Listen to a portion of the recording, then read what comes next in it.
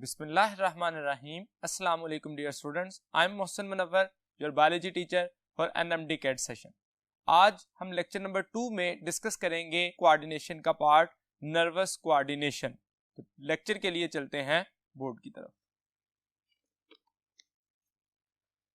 Coordination में जैसा कि हम जानते हैं दो बेसिक पार्ट्स होते हैं।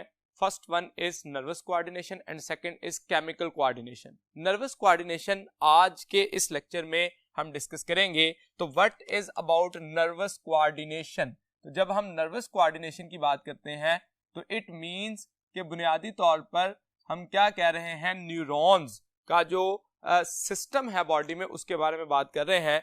जब हम की कॉन्सेप्ट्स देखें जो कि आज के इस लेक्चर में हम डिस्कस करेंगे, तो सबसे पहले हम नर्वस सिस्टम ऑफ मैन, जिसमें nerve impulse and steps involved in nervous coordination, जिसमें हम रिसेप्टर्स, उसके बाद न्यूरॉन और इफेक्टर्स के बारे में जानेंगे।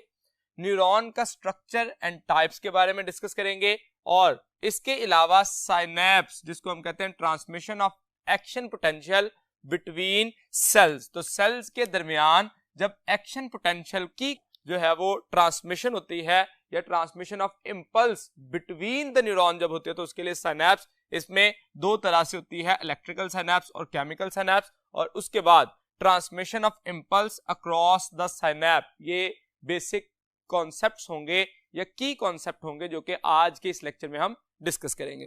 तो सबसे पहले जब हम नर्वस सिस्टम ऑफ मैन की बात करते हैं तो नर्वस कोऑर्डिनेशन इन मैमल्स का जो बेसिक कंपोनेंट्स हैं या उसके जो की स्टेप्स इन्वॉल्व होते हैं उसके बारे में देखें। तो नर्वस कोऑर्डिनेशन बुनियादी तौर पर न्यूरॉन्स की वजह से जो मैसेज को रिसीव करना रिसेप्टर के जरिए, फिर उसको न्यूरॉन्स के जरिए प्रोसेस करना और फिर इफेक्टर के जरिए इफेक्ट क्रिएट करना। तो इस बुनियाद पर हम कह सकते हैं कि किसी भी जो नर्वस कोऑर्डिनेशन का जो प्रोसेस होता है किसी भी लिविंग ऑर्गेनिज्म में, उसके 3 बेसिक एलिमेंट्स होने चाहिए। सबसे पहला receptor, that is responsible to detect the stimulus. अब ये रिसेप्टर जब स्टिमुलस को डिटेक्ट करेगा, वो एक्सोजिनस स्टिमुलस हो सकता है, एंडोजिनस हो सकता है, मतलब इंटरनल एनवायरनमेंट से या एक्सटर्नल एनवायरनमेंट से। जब स्टिमुलस डिटेक्ट कर लिया गया, then neuron is responsible for transfer of this message towards the brain और स्पाइनल कॉर्ड और टूवर्ड्स द इफेक्टर। अब इस बुनियाद पर कि मैसेज किस तरफ को जाएगा, वो न्यूरॉन की 3 बुनियादी टाइप्स जो है वो कंसीडर की जाती हैं, जिसमें हम कहते हैं सेंसरी न्यूरॉन जो कि रिसेप्टर से मैसेज को टूवर्ड्स द ब्रेन लेके जाती है। दूसरे नंबर पे एसोसिएटिव न्यूरॉन जो कि मैसेज को प्रोसेस करती है और सेंसरी और मोटर न्यूरॉन को एसोसिएट करती है। और उसके बाद तीसरे नंबर पे आते हैं मोटर न्यूरॉन जो कि मैसेज को टूवर्ड्स द इफेक्टर लेके आते हैं। और फिर इफेक्टर में हम कहते हैं कि 2 किस्म के बुनियादी ऑर्गन जिसमें मसल है और ग्लैंड्स ये यूज होते हैं जो कि अपना एक इफेक्ट क्रिएट करते हैं। तो नर्वस कोऑर्डिनेशन में ये 3 बेसिक जो स्ट्रक्चर्स हैं वो इन्वॉल्व होंगे। तो वन बाय वन हम इनको डिस्कस करते हैं about receptor, neuron and effector. तो सबसे पहले रिसेप्टर के बारे में बात करने के लिए चलते हैं नेक्स्ट बोर्ड की तरफ।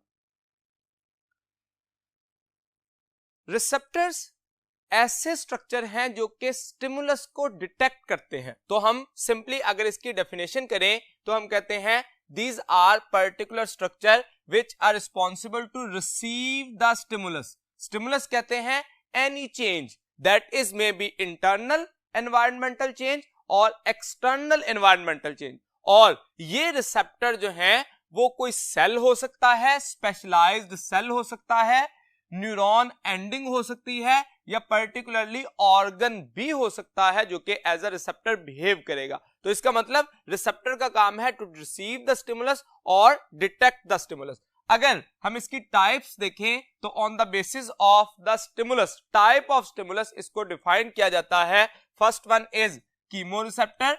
कीमोरिसेप्टर केमिकल्स, लफ्ज से वाज़िया है, that are responsible to detect the smell and taste. और इसके अलावा ब्लड से रिलेटेड जब हम पॉइंट्स की बात करते हैं तो that are responsible to detect carbon dioxide, oxygen, glucose, amino acid and fatty acid. और हमने इसके साथ लिखा दैट इज फॉर ब्लड। तो इसका मतलब ये मुख्तलिफ किस्म के स्टिमुलस, पर्टिकुलरली अगर जनरली वर्ड हम इस्तेमाल करें तो that is chemoreceptor for detection of chemicals. और वो केमिकल्स कौन से हो सकते हैं? Carbon dioxide, oxygen, glucose, amino acid and fatty acid. और ये स्पेशल टाइप के रिसेप्टर्स हैं, these are present in the hypothalamus. तो ये एमसीक्यू के लिए एक इंपॉर्टेंट पॉइंट है कि ये रिसेप्टर कहां पे मौजूद होते हैं या लोकेट करते हैं। दूसरे नंबर पे देखिए तो कि मैकेनो रिसेप्टर्स, जब मैकेनो रिसेप्टर्स कहते हैं तो these are responsible to detect the stimulus for touch, pressure, hearing and equilibrium. तो ये वो बुनियादी स्टिमुलस हैं जिनको डिटेक्ट करने के लिए मैकेनो रिसेप्टर्स को इस्तेमाल किया जाता है। अगर इसका स्ट्रक्चर देखें तो वो फ्री नर्व एंडिंग हो सकती है, एक्सपेंडिंग टिप एंडिंग हो सकती है, या स्ट्रे एंडिंग, भटकी हुई, यानी कि जिसकी कोई प्रॉपर डायमेंशन ना हो, उसके लिए हम स्ट्रे का वर्ड इस्तेमाल करते हैं। मैकेनो रिसेप्टर जो हैं वो फर्दर स्ट्रेच रिसेप्टर के तौर पर हो सकते हैं जो कि इंटरनल ऑर्गन्स के साथ अटैच होते हैं। मिसाल के तौर पर स्टमक वॉल में जो रिसेप्टर होते हैं काइंड ऑफ मैकेनो रिसेप्टर हैं जो कि अराउजल ऑफ हंगर, जो हमें भूख का लगना है उसके दौरान आमतौर पर मुहावरतन कहा जाता है पेट में चूहे दौड़ना, वो बुनियादी कंडीशन जो है वो स्ट्रेच रिसेप्टर होते हैं जो कि हंगर को डिटेक्ट करते हैं और उस वजह से एक वेव्स आती हैं जो स्टमक की वॉल को कॉन्ट्रैक्ट और रिलैक्स कर रहे होते हैं। इसके अलावा कैरोटिड एंड एओर्टिक आर्टरी, इससे रेगुलेशन ऑफ ब्लड प्रेशर जो है इसको रेगुलेट किया जाता है। इसी तरह से ब्रैंकियल वेसल्स ऑफ फिश, तो ये वो बुनियादी स्ट्रक्चर्स हैं जो कि पर्टिकुलर स्टिमुलस की वजह से स्ट्रेच रिसेप्टर के तौर पर या मैकेनो रिसेप्टर को जनरली अगर कहें तो रिस्पॉन्सिबल होते हैं। तीसरे नंबर पे फोटो रिसेप्टर्स हैं। फोटो का लफ्ज जो है वो इस्तेमाल किया जाता है for light. These are electromagnetic receptors जो कि आईज के पर्टिकुलर सेल्स, रॉड्स और कोन्स में होते हैं and these are responsible to detect the stimulus of light. Thermoreceptor, thermo के वर्ड से वाजिया है, that is for temperature, means cold और वार्म कंडीशंस को जो है वो डिटेक्ट करने के लिए इस्तेमाल होंगे। और इसकी अगर नेचर देखें तो these are free nerve endings. अब दो तीन तरह के स्ट्रक्चर्स होते हैं, एक तो फ्री नर्व एंडिंग्स होती हैं, एक एनकैप्सुलेटेड होती हैं या नेकेड होती हैं। तो आगे हम कुछ रिसेप्टर जो है वो स्किन रिसेप्टर्स के बारे में देखेंगे कि ये डिफरेंट टाइप के स्ट्रक्चर्स बना सकते हैं। Nociceptor, these are undifferentiated form of receptors and these are responsible for sensation of pain। तो ये कौन सा रिसेप्टर किस किस्म के स्टिमुलस को डिटेक्ट करता है, ये भी एक एमसीक्यू के लिए इंपॉर्टेंट पॉइंट है। Mechano receptor for touch, stretch receptor जो है टच के लिए, मैकेनो रिसेप्टर जो है कहलाते हैं, फोटो रिसेप्टर लाइट के लिए, थर्मो रिसेप्टर हीट और कोल्ड के लिए, इसी तरह से जो नोसिसेप्टर हैं ये पेन के लिए रिस्पॉन्सिबल होते हैं। एक एमसीक्यू देखिए, each principal type of sensation that we experience is called। तो principal type of sensation क्या कहलाती है? Either it is called a sensation of pain, sensation of touch और modality of sensation और sensation of light। तो right option जो है इसमें modality of sensation होता है। अब ये है क्या? तो कहा गया each principal type of sensation that we experience is modality of sensation। Now the question is how can we determine a principal type of sensation? तो उसके लिए कहा जाता है दो बुनियादी स्ट्रक्चर्स हैं, एक तो particular organ that is responsible to detect that particular stimulus and particular area of the brain। मिसाल के तौर पर टच रिसेप्टर के लिए कहा जाए तो उसके लिए वो रिसेप्टर हमारे बॉडी के पर्टिकुलर एरियाज पे मौजूद होते हैं और वहां से जो न्यूरॉन्स मैसेज लेके जाती हैं that are responsible to take the message towards particular area of the brain। तो इसका मतलब particular organ or receptor and particular area of the brain that will responsible to decide the modality of sensation or principal type of sensation। तो यहां पे हमने types of receptor की बात की। अब इसी का प्रैक्टिकल एप्लीकेशन अगर देखें तो working of receptor on the skin, इसके बारे में जानने के लिए चलते हैं नेक्स्ट बोर्ड की तरफ। यहां पे हम डिस्कस करेंगे working of sensory receptor with special reference to skin, यानी कि जो सेंसरी रिसेप्टर्स हैं वो काम किस तरह से करते हैं और स्किन में इनकी लोकेशन जो है और इनका जो स्ट्रक्चर है वो किस तरह का होता है। तो हम कहते हैं कि सेंसरी जो एंडिंग्स हैं वो इन्वॉल्व होती हैं टच स्टिमुलस रिसेप्शन के लिए। सेंसरी जो है वो बेसिक उनका काम क्या है, टच स्टिमुलस रिसेप्शन के लिए। इनको फर्दर तीन कैटेगरीज में या तीन बेसिक पार्ट्स में डिवाइड किया जाता है। उसमें हेयर एंड ऑर्गन्स का नाम देते हैं हम, मिजनर कार्पसल्स और पसिनियन कार्पसल्स। ये तीनों जो स्ट्रक्चर हैं जिन पर्टिकुलर सेंसरी स्टिमुलाई को डिटेक्ट करते हैं उसमें हम कहते हैं कि पेन को, कोल्ड को, वार्मनेस को, प्रेशर को और टच को। तो ये बुनियादी 5 ऐसे सेंसरी इंफॉर्मेशन होती हैं जिनको डिटेक्ट करने के लिए 3 तरह के स्ट्रक्चर्स होते हैं। सबसे पहले हेयर के बारे में देखें तो ये situated at base of hair, जो हेयर फॉलिकल्स हैं उसके साथ मौजूद होते हैं और इनका काम क्या है, टच स्टिमुलस को रिसीव करना।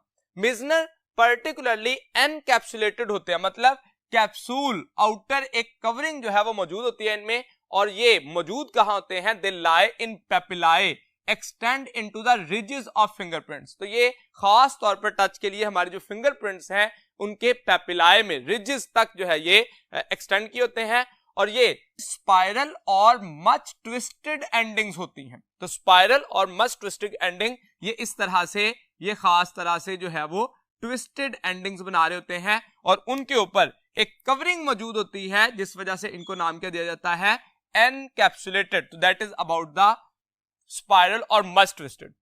पसिनियन देखिए तो उसमें हम कहते हैं अगेन एनकैप्सुलेटेड हैं और पेन के लिए स्पेशली होते हैं, तो these are quite deep in the body. तो इनकी जो लोकेशन है वो स्किन में डीप होती है और ये कुछ इंडिविजुअल में टेट्रापॉड्स के अंदर लिम्स में मौजूद होते हैं फॉर सेंसेशन ऑफ वाइब्रेशन। तो वाइब्रेशन की सेंसेस के लिए इस्तेमाल होते हैं कुछ केसेस में, जिस वजह से इनको हम पसिनियन कार्पसल्स का नाम देते हैं। Next, distribution of receptors. जो ये रिसेप्टर्स हैं बॉडी पे इनके डिस्ट्रीब्यूशन, तो सिंगल वर्ड में अगर हम कहें तो दैट इज अनइवन, यानी कि जरूरी नहीं है कि पूरी बॉडी पे हर जगह पे हर किस्म का रिसेप्टर हो। जैसे आईज के पास सिर्फ फोटो रिसेप्टर्स हैं, इसी तरह से बॉडी के डिफरेंट पार्ट्स पे सिर्फ टच रिसेप्टर्स हैं, इसी तरह से पेन रिसेप्टर।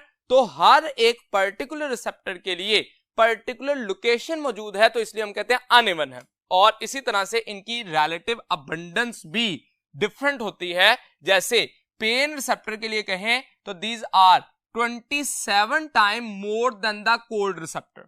इसी तरह से cold receptor 10 time more than the heat receptor. अब ये 2 बातें तो हमारी बुक में दी गई हैं, ये थर्ड जो है हमने खुद कंक्लूड की, और ये एमसीक्यू के लिए एक इंपॉर्टेंट पॉइंट है कि अगर ये दोनों बातें जो है वो हम समझें तो हीट रिसेप्टर जो है वो 270 time more than the pain receptor होती हैं। जैसे हमने कहा कोल्ड रिसेप्टर हीट रिसेप्टर से 10 टाइम ज्यादा है और कोल्ड रिसेप्टर जो है वो पेन रिसेप्टर से 27 टाइम ज्यादा। तो इनडायरेक्टली कंक्लूड किया कि जो हीट रिसेप्टर हैं वो 270 टाइम मोर होते हैं देन द पेन रिसेप्टर। इसके बाद जो रिसेप्टर तक की बात यहां पे कंप्लीट हुई, that are responsible to detect the stimuli. और रिसेप्टर के बाद दूसरा जो मेन कंपोनेंट था नर्वस कोऑर्डिनेशन में, दैट इज न्यूरॉन। न्यूरॉन के लिए हम कहते हैं that is chief structural and functional unit of the nervous system. Nervous system में 2 किस्म के सेल्स होते हैं, एक न्यूरॉन और दूसरे न्यूरोग्लिया, जिनको न्यूरोग्लायल सेल और सिंपली ग्लायल सेल का नाम भी दिया जाता है। These are responsible for protection and nourishment of the neurons. तो न्यूरॉन्स का काम जो है वो नर्व इंपल्स को ट्रांसमिट करना होता है, सिग्नल को ट्रांसफर करना होता है, और न्यूरोग्लिया या ग्लायल सेल जो है इनके साथ जो न्यूट्रिशनल या प्रोटेक्टिव सेल के तौर पर काम करते हैं। अब जो न्यूरॉन है इसके 2 बेसिक पार्ट जो हम होते हैं, अगर हम इसका स्ट्रक्चर देखें तो first one is the cell body and second is protoplasmic और साइटोप्लाज्मिक प्रोसेसेस। सेल बॉडी में जो कि मेन न्यूट्रिशनल पार्ट होता है इसका, जो कि बायोसिंथेटिक प्रोसेसेस के लिए या मेटाबॉलिक एक्टिविटीज के लिए सेल बॉडी जो है वो इन्वॉल्व होती है, और उसका जो बाकी पार्ट्स है उसमें न्यूक्लियस होता है, ऑर्गेनल एम्बेड इन साइटोप्लाज्म। तो मुख्तलिफ किस्म के ऑर्गेनल मौजूद होते हैं जो कि साइटोप्लाज्म में एम्बेड है, और नीजल ग्रेन्यूल जिसको हम कहते हैं ribosome associated with rough endoplasmic reticulum and Golgi apparatus। तो नीजल ग्रेन्यूल्स भी इसी जो सेल बॉडी में मौजूद होते हैं, और इसका फंक्शन क्या है, that is main nutritional part of the neuron. दूसरा स्ट्रक्चर देखिए तो प्रोटोप्लाज्मिक या साइटोप्लाज्मिक प्रोसेसेस होते हैं, जिसमें डेंड्रॉन जो कि सिंगल के लिए वर्ड इस्तेमाल किया जाता है, डेंड्राइट कलेक्शन ऑफ डेंड्रॉन के लिए, और डेंड्राइट्स जब बहुत सारी डेंड्राइट होंगी, आगे हम नेक्स्ट बोर्ड पे डेंड्राइट का स्ट्रक्चर देखेंगे। डेंड्रॉन और डेंड्राइट का काम जो है वो होता है that are responsible to send the message towards the cell body, और फिर एक्सॉन जो है that is responsible to send the message away from the cell body, जो कि फर्दर जो है वो नर्व इंपल्स की ट्रांसमिशन के लिए अपना काम करते हैं। और axoplasm that is the cytoplasm of the particularly neuron. और इसी तरह से हम एक्सोलिमा का वर्ड इस्तेमाल करते हैं सेल मेम्ब्रेन या outer membrane of the neuron या एक्सॉन के लिए। अब ये स्ट्रक्चर जो है वो प्रोटोप्लाज्मिक प्रोसेसेस कहलाते हैं और एक्सोप्लाज्म के अंदर डिफरेंट टाइप के न्यूरोफाइबर्स मौजूद होते हैं, फिलामेंट्स होते हैं, माइटोकॉन्ड्रिया के स्ट्रक्चर्स होते हैं जो कि एक न्यूरॉन के स्ट्रक्चर को और फंक्शन को परफॉर्म करने के लिए मेन रोल प्ले करते हैं। तो न्यूरॉन का बेसिक स्ट्रक्चर हमने कहा सेल बॉडी है और साइटोप्लाज्मिक प्रोसेसेस हैं। तो इस बुनियाद पर जो साइटोप्लाज्मिक प्रोसेसेस हैं इनके स्ट्रक्चर और नेचर की बुनियाद पर हम इनको 3 कैटेगरीज में न्यूरॉन को डिवाइड करते हैं। तो टाइप्स ऑफ न्यूरॉन को जानने के लिए चलते हैं नेक्स्ट बोर्ड की तरफ। टाइप्स ऑफ न्यूरॉन, जब हम टाइप्स की बात करते हैं तो बुनियादी तौर पर 3 टाइप्स हैं, जिसमें हम कहते हैं कि first one is the interneuron और एसोसिएटिव। इसी के लिए दूसरा वर्ड इस्तेमाल किया जाता है एसोसिएटिव न्यूरॉन। इसको इंटरन्यूरॉन इसलिए कहा जाता है because it is present between sensory and motor neuron. और इसी तरह से इसको एसोसिएटिव भी इसीलिए कहा जाता है that are responsible to associate the sensory neuron and motor neuron. अब इसकी जो स्ट्रक्चर है वो 2 तरह की हो सकती है, that is may B tree like appearance और दैट हैज स्पाइनी लुक। अब देखिए एक सेल बॉडी है, डेंड्राइट है और एक्सॉन है, यही 3 बेसिक पार्ट जो है वो कंसीडर किया जाता है इंटरन्यूरॉन में। और उसके साथ मोटर न्यूरॉन देखें तो मोटर न्यूरॉन के केस में स्पेशली जो स्ट्रक्चर है axon that is lengthy, axon lengthy होता है। अब यहां पे स्पेशलाइज करें कि जो मैंने यहां पे प्रीवियस बोर्ड पे कहा डेंड्रॉन एंड डेंड्राइट और डेंड्राइट्स, तो यहां पे देखिए एक जो स्ट्रक्चर होता है ये एक फाइबर क्या कहलाती है, डेंड्रॉन। इसी तरह से ये कलेक्शन ऑफ फाइबर्स कहलाती है डेंड्राइट। और जो सारे एक न्यूरॉन पे 3-4 डेंड्राइट होंगे उनको कलेक्टिवली कहा जाएगा डेंड्राइट्स। तो ये वर्ड जो है वो इसके लिए इस्तेमाल किया जाता है। अब मोटर न्यूरॉन्स का जो एक्सॉन है हमेशा मैसेज जो है वो टुवर्ड्स द सेल बॉडी लेके आएगी डेंड्रॉन, यानी कि यहां से इस तरफ को आ रहा है, इस तरफ को, इस तरफ सेल बॉडी की तरफ, और सेल बॉडी से अवे यानी कि टुवर्ड्स द इफेक्टर ले जाने के लिए जो एक्सॉन इस्तेमाल होगा। और एक्सॉन के ऊपर ये पर्टिकुलर शिवॉन सेल की वजह से माइलिन शीथ मौजूद होती है। माइलिन या माइलिनेटेड शीथ का नाम भी दिया जाता है या माइलिनेटेड न्यूरॉन कहा जाता है और माइलिन शीथ के तौर पर बनती है। तो ये जो स्ट्रक्चर है ये शिवॉन सेल के ऊपर मौजूद होता है जो कि कंडक्शन ऑफ इंपल्स को स्पीड अप करने के लिए, आगे हम नर्व इंपल्स पढ़ेंगे तो उसमें बात करेंगे। यहां पे ये जो रीजन होता है इसको नाम दिया जाता है, जहां पे माइलिन शीथ मौजूद नहीं है उसको नाम दिया जाता है node of Ranvier. Ranvier scientist थे जिनकी बुनियाद पे इसको ये नाम दिया गया। और ये स्ट्रक्चर जो है वो हमेशा मसल के साथ या ग्लैंड के साथ यानी कि इफेक्टर के साथ अटैच होते हैं। मोटर न्यूरॉन और सेंसरी न्यूरॉन में डिफरेंस देखिए तो सेंसरी न्यूरॉन जो है वो हमेशा रिसेप्टर के साथ उसका एक्सॉन डेंड्रॉन अटैच होगा। एक्सॉन जो है वो हमेशा मैसेज को away from the cell body और dendron towards the cell body. अब यहां पे एक बड़ा इंपॉर्टेंट पॉइंट है कि जो डेंड्रॉन है इसके केस में वो सिंगल है। इसका मतलब सेंसरी न्यूरॉन में ट्रू डेंड्राइट्स नहीं होते, बल्कि सेल बॉडी के साथ 2 ब्रांचेस बनती हैं, एक जिसको हम नाम देते हैं पेरिफेरल ब्रांच जो कि डेंड्रॉन कहलाती है और सेंट्रल ब्रांच जो कि एक्सॉन कहलाती है। अब डेंड्रॉन जो है इसकी अपीयरेंस किस जैसी है, एक्सॉन लाइक, लेकिन इसका फंक्शन जो है वो डेंड्राइट लाइक है, तो ये डेंड्रॉन कहलाती है। इसलिए हम कहते हैं there is no true dendron in case, true dendrite in case of sensory neuron. और हमेशा सेंसरी न्यूरॉन के साथ रिसेप्टर्स अटैच होंगे और फर्दर एक्सॉन के साथ एसोसिएटिव न्यूरॉन या जो है अनदर सेंसरी न्यूरॉन अटैच हो सकती है। अब ये चारों जो टाइप्स हमने पढ़ी उसमें मेन जो टाइप है वो सेंसरी न्यूरॉन, मोटर न्यूरॉन और एसोसिएटिव न्यूरॉन ये अपना काम किस तरह से करती हैं इसको समझने के लिए हम रिफ्लेक्स एक्शन जो है वो उसको देखते हैं। तो एनी इनवॉलंटरी और इमीडिएट यानी कि फौरन से होने वाला जो रिएक्शन है या इनवॉलंटरी एक्शन है उसको नाम देता है रिफ्लेक्स एक्शन। और रिफ्लेक्स आर्क कहा जाता है पाथवे ऑफ रिफ्लेक्स एक्शन, यानी कि उस इनवॉलंटरी एक्शन के लिए जो पाथवे चूज किया जाएगा उसको स्टडी करने के लिए। तो यहां पे एक डायग्रामेटिक इलस्ट्रेशन दी गई कि जो एक स्पाइनल कॉर्ड का स्ट्रक्चर जो है उसका क्रॉस सेक्शन शो किया गया, जिसमें जो सेंट्रल पार्ट है बटरफ्लाई लाइक जो कि ग्रे मैटर कहलाता है, और आउटर पार्ट जो है वो उसको हम व्हाइट मैटर का नाम देते हैं। व्हाइट मैटर इसलिए कहा जाता है कि उसमें माइलिनेटेड न्यूरॉन्स होती हैं, और ग्रे मैटर का लफ्ज इसलिए इस्तेमाल किया जाता है because it contain non myelinated neuron. अब मिसाल के तौर पर हमारा जो ब्रेन है उसके साथ मेडुला ऑब्लोंगेटा को एक्सटेंड करती है स्पाइनल कॉर्ड, और स्पाइनल कॉर्ड का स्ट्रक्चर जो है वो प्रोटेक्ट होता है neural arches of vertebrae of vertebral column. तो ये हमारे वर्टिब्रल कॉलम के अंदर स्पाइनल कॉर्ड जो है वो मौजूद होती है, और ये इस तरह से अगर हम अपनी बॉडी में देखें तो यूं मौजूद है।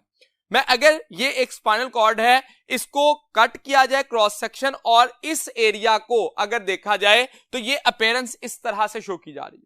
तो अगर ये स्ट्रक्चर इस तरह से था तो इस स्ट्रक्चर का जो फ्रंट वाला पार्ट है ये क्या है, वेंट्रल, जैसे मेरी बॉडी का वेंट्रल पार्ट है, और ऑपोजिट साइड ये जो है वो डॉर्सल साइड है। जब हम इसको इस तरह से करेंगे तो जो ऊपर साइड आ जाएगी वो क्या हो जाएगी, डॉर्सल, और जो नीचे साइड होगी वो क्या कहलाएगी, वेंट्रल। तो इसका मतलब ये हुआ कि इस क्रॉस सेक्शन में जो इससे फाइबर्स एक्सटेंडेड हैं, जो अपर साइड पे है उसको हम नाम देते हैं डोर्सल रूट, और जो लोअर साइड पे होता है उसको हम नाम देते हैं ventral root. Ventral actually belly side होती है और डॉर्सल डॉर्सम से है बैक साइड से। तो ये स्ट्रक्चर इस तरह से था, इसको कट करके यूं देखा फ्रंट वाले पार्ट को, तो इसलिए ये इसका जो अपर पार्ट आएगा वो डॉर्सल कहलाएगा। अब जो सिग्नल है वो किस तरह से आएगा, सबसे पहले रिसेप्टर डिटेक्ट करेगा स्टिमुलस को। फॉर एग्जांपल कोई हॉट प्लेट थी, उसको टच किया जाए फिंगर से, तो टच रिसेप्टर ने रिसीव किया सिग्नल को, और वो रिसेप्टर जो है वो न्यूरॉन एंडिंग हो सकता है, स्पेशलाइज्ड सेल हो सकता है,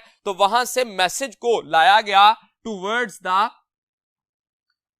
द सेल बॉडी। तो इसका मतलब रिसेप्टर के साथ जो सबसे पहले स्ट्रक्चर अटैच होगा वो क्या कहलाएगा, डेंड्रॉन। अब डेंड्रॉन से मैसेज आया टुवर्ड्स द सेल बॉडी। अब सेल बॉडी जो है, देखिए सेल बॉडी जो है वो इस स्पाइनल कॉर्ड से बाहर मौजूद है, और जिस एरिया में है उसको नाम देता है dorsal root of ganglion. Ganglion collection of cell body के लिए लफ्ज इस्तेमाल किया जाता है। वहां से फर्दर जो पार्ट स्टार्ट होगा that will be axon of the sensory neuron. वहां से मैसेज को लाया जाएगा towards the spinal cord. Spinal cord में व्हाइट मैटर से ग्रे मैटर की तरफ, और ग्रे मैटर के अंदर अब यहां पे दो प्रोसेस हो सकते हैं, या तो मैसेज को इनवॉलंटरी रिस्पांस के जरिए भेज दिया जाएगा, या टुवर्ड्स द ब्रेन भेज दिया जाएगा उस मैसेज को, ताकि उसकी प्रोसेसिंग हो सके। अगर मैसेज टुवर्ड्स द ब्रेन चला जाता है तो वो रिफ्लेक्स एक्शन नहीं होगा, और अगर यहीं से एसोसिएटिव न्यूरॉन से ही मैसेज को मोटर न्यूरॉन की तरफ और मोटर न्यूरॉन से वेंट्रल रूट के जरिए इफेक्टर की तरफ लाया जाए तो वो क्या कहलाएगा, रिफ्लेक्स एक्शन। यहां पे अब जो इंपॉर्टेंट पॉइंट है, cell body of the sensory neuron that is outside the spinal cord, लेकिन जो cell body of associative neuron है और cell body of motor neuron है that is present inside the sensory inside the spinal cord, but outside the spinal cord that is axon of the motor neuron। तो अगर आप जो spinal cord का cross section दिया गया है उससे रिलेटेड देखें तो ये डिफरेंट एमसीक्यू जो है वो पूछे जा सकते हैं। तो इस पूरे पार्ट के अंदर हमने रिसेप्टर ने क्या किया, डिटेक्शन ऑफ स्टिमुलस, फिर सेंसरी न्यूरॉन के जरिए उसको भेजा गया टुवर्ड्स द स्पाइनल कॉर्ड, वहां पे एसोसिएटिव न्यूरॉन से कनेक्टेड होके तो मैसेज आया मोटर न्यूरॉन की तरफ, और मोटर न्यूरॉन से मैसेज को टुवर्ड्स द इफेक्टर लाया गया, तो पाथवे कहलाता है रिफ्लेक्स आर्क, और इस प्रोसेस को नाम क्या दिया जाता है, reflex action. That was about the receptor and neuron. अब इफेक्टर के पॉइंट पे जब हम कहते हैं इफेक्टर क्या होता है, इफेक्टर दो तरह के हो सकते हैं। Effector is may be a gland जो कि अपने सिक्रीशन के जरिए इफेक्ट प्रोड्यूस करेगा, और मसल जो कि कंट्रैक्शन और रिलैक्सेशन के जरिए अपना इफेक्ट प्रोड्यूस कर सकते हैं। तो ये रिसेप्टर, न्यूरॉन और इफेक्टर तक हमने यहां पे बात कंप्लीट की। जो सेकंड पार्ट है हमारा इस लेक्चर का, उसमें हम देखेंगे कि न्यूरॉन के अंदर मैसेज की कंडक्शन किस तरह से होती है, तो that is called as nerve impulse. तो नर्व इंपल्स की एक्सप्लेनेशन के लिए चलते हैं नेक्स्ट बोर्ड की तरफ। नेक्स्ट पार्ट जो कि हमारे सिलेबस का हिस्सा है दैट इज नर्व इंपल्स। जब हम नर्व इंपल्स को डिफाइन करते हैं तो वेव ऑफ इलेक्ट्रोकेमिकल चेंजेस, दो वर्ड है ये, इलेक्ट्रोकेमिकल मतलब इलेक्ट्रिकल चेंजेस और केमिकल चेंजेस जो है वो आ रही होती हैं। इसी वजह से हम नर्व इंपल्स जो है वो उसको इलेक्ट्रिकल चेंजेस और chemical changes that run along the length of neuron, यानी कि कंप्लीट न्यूरॉन के ऊपर जो एक इलेक्ट्रोकेमिकल चेंजेस आती हैं। इलेक्ट्रिकल में हम आयंस का वर्ड इस्तेमाल करते हैं और केमिकल्स में डिफरेंट टाइप के मॉलिक्यूल्स जो कि मूव करते हैं between the membrane, outer side और इनर साइड पर, जिस बुनियाद पर नर्व इंपल्स जो है वो डिफाइन होती है। अब नर्व इंपल्स में हम कहते हैं कि खास तौर पर मेम्ब्रेन पर एक पोटेंशियल आता है। सबसे पहले अगर हम इलेक्ट्रिकल पोटेंशियल की बात करें तो that is measure of capacity to do work, जो कि किसी भी किस्म की कैपेसिटी टू डू वर्क को हम डिफाइन करते हैं इलेक्ट्रिकल पोटेंशियल। अब वो इलेक्ट्रिकल पोटेंशियल जो कि सेल मेम्ब्रेन के अक्रॉस होता है, जो कि आयंस की डिस्ट्रीब्यूशन की वजह से स्पेसिफाई होता है, उसको हम नाम देते हैं मेम्ब्रेन पोटेंशियल। अब मेम्ब्रेन पोटेंशियल दो तरह से हो सकता है, that is resting membrane potential और action potential. Resting membrane potential को हम RMP का नाम भी देते हैं, जिसमें हम कहते हैं net charge difference between inner and outer surface of membrane या नॉन कंडक्टिंग न्यूरॉन, यानी कि जो एक ऐसी न्यूरॉन जिसमें कंडक्शन ऑफ इंपल्स नहीं हो रही होती, उस पे जो net charges of difference between inner and outer surface होगा उसको नाम दिया जाएगा रेस्टिंग मेम्ब्रेन पोटेंशियल। और जिस पे कंडक्शन ऑफ इंपल्स हो रही होगी उसमें नेट डिफरेंस ऑफ चार्जेस को नाम दिया जाएगा एक्शन पोटेंशियल। अब जो रेस्टिंग मेम्ब्रेन पोटेंशियल है उसके लिए कौन से फैक्टर्स इन्वॉल्व होते हैं? सबसे पहले हम कहते हैं सोडियम पोटाशियम आयन डिस्ट्रीब्यूशन। अगर मैं इस बात को इस डायग्राम से जो है वो एक्सप्लेन करने लगूं तो एक्चुअली ये एक मैंने प्लाज्मा मेम्ब्रेन का स्ट्रक्चर बनाया जिसमें आउटर साइड और इनर साइड पर आयन की डिस्ट्रीब्यूशन को शो किया। अब हम ये कहते हैं कि जब रेस्टिंग मेम्ब्रेन पोटेंशियल होता है तो उस वक्त कहा जाता है सोडियम 10 टाइम हायर होता है आउटर सरफेस, यानी कि आउटर साइड पर सोडियम इनर के मुकाबले में 10 टाइम्स हायर होगा, और उसके ऑपोजिट यानी कि मैं यहां पे सिंपली लिख लेता हूं 10 टाइम, और पोटाशियम जो है वो इनर साइड पे 20 टाइम ज्यादा होता है as compare to outer side. तो इस पॉइंट को हम कहते हैं सोडियम पोटाशियम आयन डिस्ट्रीब्यूशन। अब इस सोडियम और पोटाशियम की डिस्ट्रीब्यूशन की वजह से आउटर साइड पर क्या आ जाता है, there is formation of positive charge. इस वजह से हम रेस्टिंग मेम्ब्रेन पोटेंशियल में यहां पे पॉजिटिव चार्ज रिप्रेजेंट करते हैं और इनर साइड पर नेगेटिव चार्ज से रिप्रेजेंट किया जाता है। अब इस सोडियम पोटाशियम आयन की डिस्ट्रीब्यूशन को मेंटेन रखने के लिए यहां पे काम करता है सोडियम पोटाशियम पंप, या मोर स्पेसिफिकली हम कहते हैं सोडियम पोटाशियम ATPase पंप।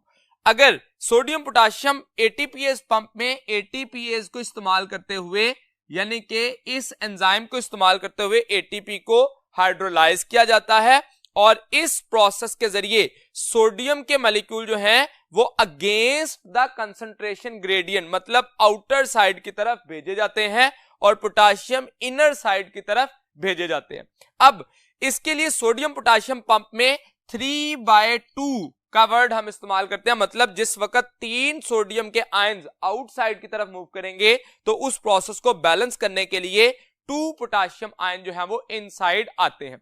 अब सवाल यहां पे ये पैदा होता है कि इस प्रोसेस को किया क्यों जाता है? अगर एक दफा आउटर साइड पर 10 टाइम सोडियम हायर हो जाए और इनर साइड पे पोटाशियम 20 टाइम्स हो जाए तो फिर इस प्रोसेस को सोडियम पोटाशियम पंप की जरूरत क्यों है? तो उसके लिए हम कहते हैं there is actually leakage of potassium ion.